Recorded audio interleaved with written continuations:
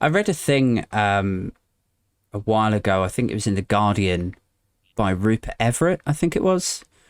Okay, bit random. Yeah, where he was talking about sex workers in Soho, and he was saying uh, how there was this fight for Soho apartments and land and stuff under the guise of hammering down on sex trafficking or like people trafficking. And basically, his point was that these girls were getting turfed out of places in Soho and they were doing raids on strip clubs and so on.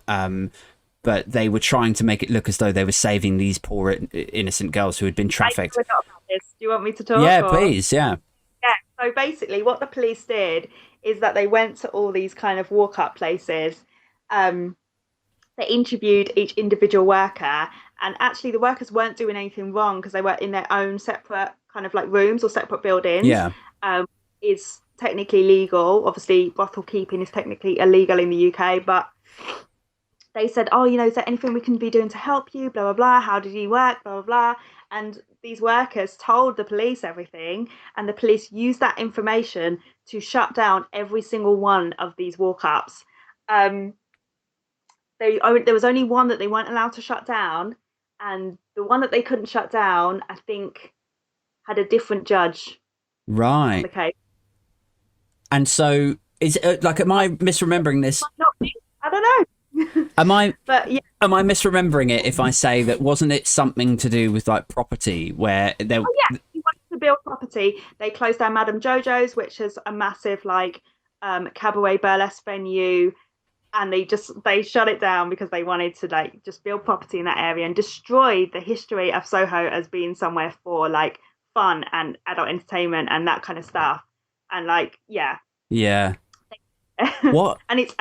really makes you not trust the police at all. Yeah. Like you're gonna. The thing is, what they do is they say that it's sex trafficking as a way to shut it down, but they don't distinguish between sex trafficking and consensual sex work, which are two very different things. Mm. Very different.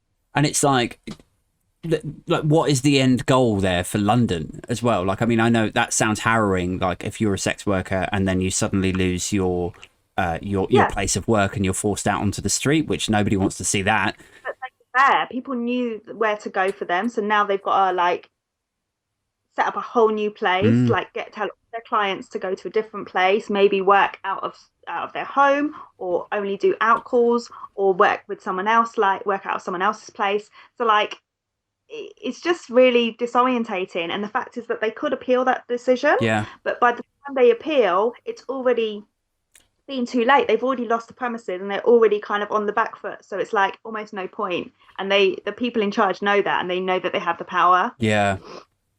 And then, like, I think almost if you zoom out, as a guy who lived in London for 6 years, I saw London change in the time that I lived there. And I know that this isn't the greatest tragedy of all of them, but when I first moved to London, Camden was still quite cool. Like, it was a fun, quite gothy, artsy place to hang out. And by the time I left, it was a fucking bin of I Love London vomit and just the worst, just like touristy tat everywhere. Like, and I remember thinking, I think when I first moved there, it was all like, the Libertines and Amy Winehouse and, that whole kind of scene going on. And there was a buzz to it. And then it just became like a parody of itself. It was like, yeah, you can come to this shop and buy a Sex Pistols t-shirt, and then you go to like two shops down, same Sex Pistols t-shirt or Madness t-shirt or whatever. And it was getting like that with Hackney as well. Like, Hackney used to be super cool, and then it became a parody of itself. And then the same thing will happen with Soho. Like, somebody will do a property deal off the back of like turfing these poor girls out, and then everything will just become another Pret and a shiny office building.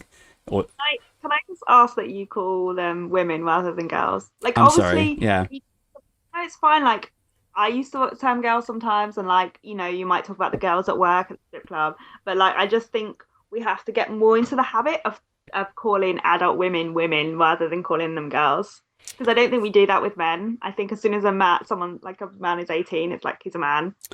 Well, yeah, like early 20s, probably. I mean, 35, you know.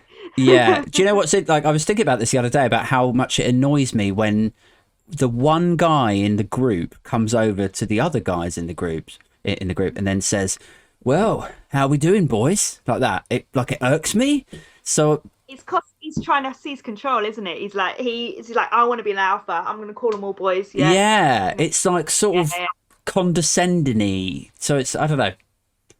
Maybe Well, now you know how it feels. yeah, yeah.